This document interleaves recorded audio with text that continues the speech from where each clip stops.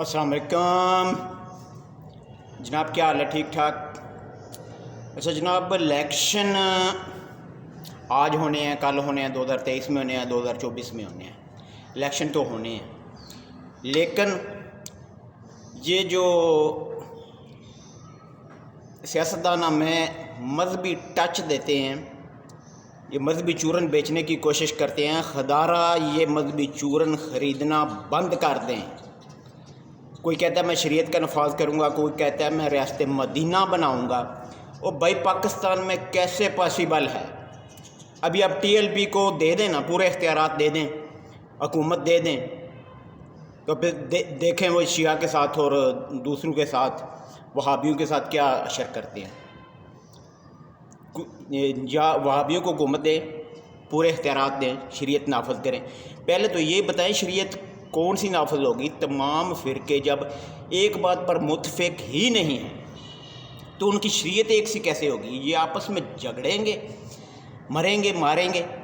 इनकी इबादत गाहें अलग-अलग हैं, इनके एक दूसरे पर कुफ्र के फतवे हैं, तो ये सारे मिलकर तो शरीयत नाफज नहीं कर सकते।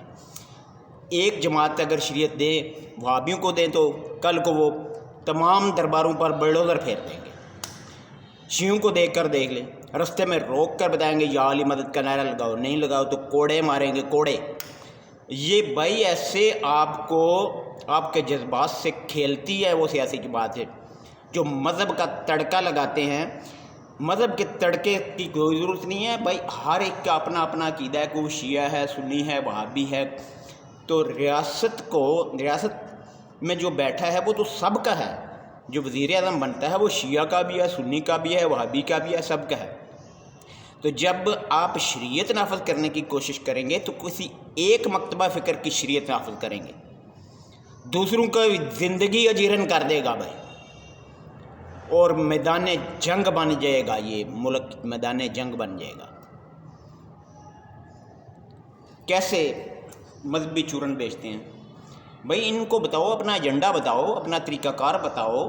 अभी जो पिछले PTI ने बताया कि भाई हम 50 लाख घर बनाएंगे, तो 4 साल तो उनको मौका मिला है, तो कम से कम 50 नहीं तो चलो आधे कर लें, 25 लाख तो बनाने चाहिए थे। अपना इनके सिर्फ बयानिए पर वोट हम देते हैं, इनके नारे पर वोट देते हैं कि इसका नारा अच्छा है, इसका बयानिया अच्छा है, इसने जी रियासत मदीना बना दिया, जी फ़लाँ ने, नवाज शरीफ ने इस तरह कर दिया, फ़लाँ ने इस तरह कर दिया। तो इस तरह जो है ना, मेरे ख्याल में तो सेकुलर निज़ाम ही चलना चाहिए, क्योंकि हमारे मुल्क में इतने फ़िरके हैं कि कोई दूसरे को बर्दाश्त हुकूमत में नहीं कर सकता है। तो सेकुलर निज़ाम में रियासत सबकी माँ होती है, अकीदा सबका अपना होता है। वो जिस नज़रिए पर, जिस अकीदे पर वो चलना चाहता है, स्टडी करे, जिधर चलना चाहता है चले। आप किसकी शरीयत नाफज करना चाहते हैं? TLP की करके देख लें, किसकी करेंगे? और ये तो अगर एक चीज़ पर अगर मुतफिक हो जाते तो ये फ़िरका परस्ती बंद नहीं हो जानी थी पाकिस्तान में।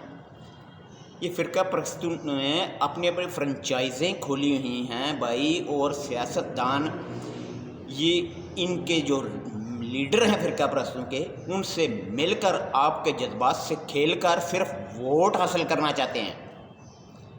समझें इनकी बातों को और सोचें हम किधर जा रहे हैं। कोई शरीयत नाफज नहीं है जापान में, यूरोप में, उनकी अपनी शरीयत भी नाफज नहीं है।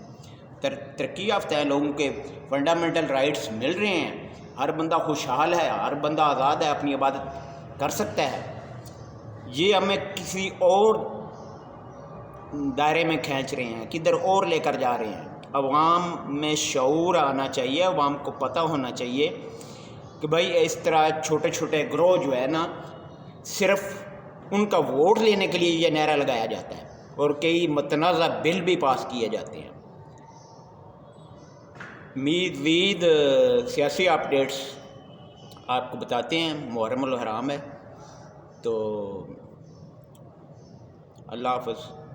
जुड़े रहिए।